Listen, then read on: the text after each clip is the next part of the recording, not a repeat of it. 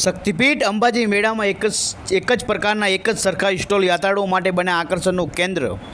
ભાદરવી પૂનમના મહામેળામાં વેચાણકર્તાઓની સુખી અને સુવિધા માટે વહીવટીતંત્ર અને શ્રી આરાસુરી અંબાજી માતા દેવી ટ્રસ્ટ દ્વારા ખાસ આયોજન કરાયું છે।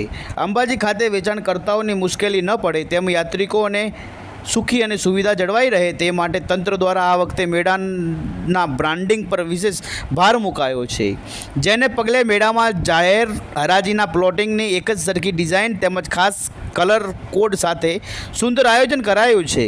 આ એક જ પ્રકારના એક સરખા સ્ટોલ મેળામાં દરેક યાત્રાળુઓ માટે આકર્ષણનું કેન્દ્ર બન્યા છે।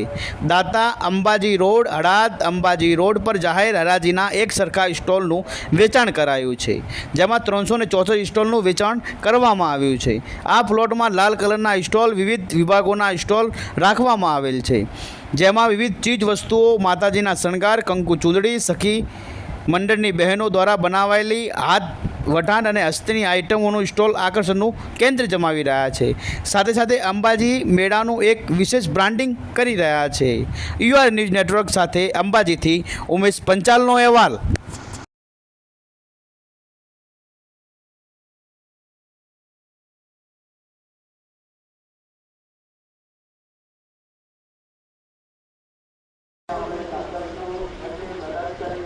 હું સુથાર જયશ્રીબેન એ મુખ્ય સેવિકા દાંતા મહિલા અને બાળ વિકાસ વિભાગ બનાસકાંઠા જિલ્લા પંચાયતના માર્ગદર્શન હેઠળ આઈસીડીએસ પરિવાર દ્વારા અહીંયા ભાદરવી પૂનમના મહામેળામાં એક પોષણ સ્ટોલનું આયોજન કરવામાં આવ્યું છે।